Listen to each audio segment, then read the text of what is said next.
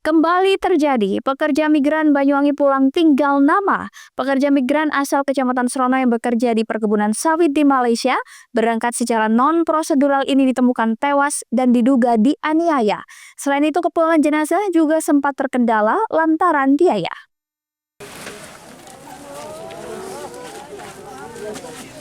Kepulangan jenazah pekerja migran asal Desa Kepundungan, Kecamatan Serono, Banyuwangi disambut isak tangis keluarga dan para tetangga.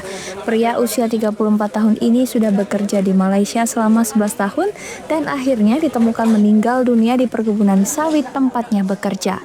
Kematian pekerja migran ini juga simpang siur, ada yang menduga dianiaya dan ada pula yang menyebut serangan jantung. Kepulangannya juga sempat terkendala lantaran perusahaan yang menaunginya hanya bisa memberi biaya kepulangannya 50% saja. Lantaran ia hanya diakui baru 3 bulan bekerja, sedangkan sisa biaya pemulangan hasil urunan rekan-rekannya yang berada di Malaysia. Kepulangan jenazah ini juga tidak dapat ditanggung negara lantaran yang bersangkutan berangkat secara non-prosedural atau ilegal. Walaupun demikian, kematiannya yang masih simpang siur membuat pihak Serikat Buruh Migran Indonesia (SBMI) dan Garda Buruh Migran Indonesia berada di Malaysia akan melakukan investigasi. Itu kemarin jadi kendala, kita sempat koordinasi, kita cross check ke agensi pemulangan juga, travel agen pemulangan. Ternyata memang travel agen nggak tahu, hanya dibayar separuh.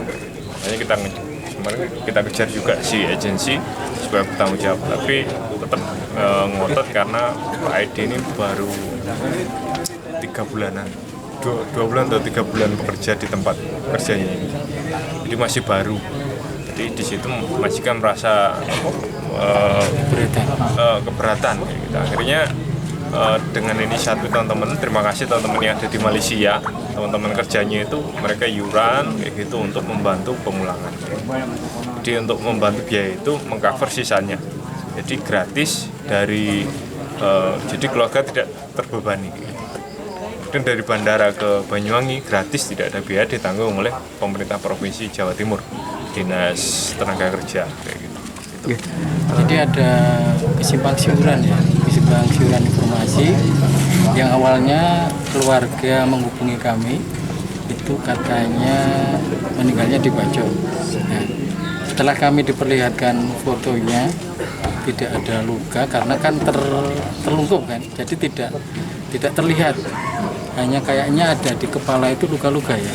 Sebelah sini ada luka-luka. Dan informasi saat pemulangan dari KJRI, informasi dari rumah sakit di Kuala Lumpur itu menerangkan terkena serangan jantung ya. Nah, jadi kami Garda BMI bersama SBMI ini merasa juga bingung kebenarannya seperti apa. Apakah ini hal yang nyata atau ini ada yang ditutupi? Karena awalnya mungkin ini informasi dari temannya ya, dari temannya yang menginformasikan kepada keluarga bahwasanya kena Bajo katanya. Tapi dikala dipulangkan dari surat resminya KJRI Kuala Lumpur itu karena serangan jantung. Tapi dari foto yang dikirimkan, apakah ada luka bacaknya?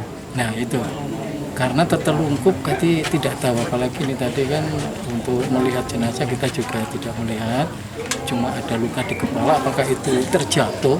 Tapi kalau dilihat dari fotonya itu kayaknya di tanah ya, nggak mungkin kalau luka-luka itu nggak mungkin.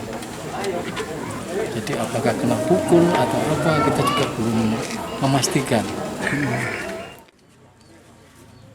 Kematian pekerja migran non-prosedural ini dapat menjadi pelajaran kita bersama agar saat berangkat bekerja ke luar negeri, seyogyanya berangkat sesuai aturan. Di saat terjadi sesuatu bisa segera dapat ditangani dengan benar.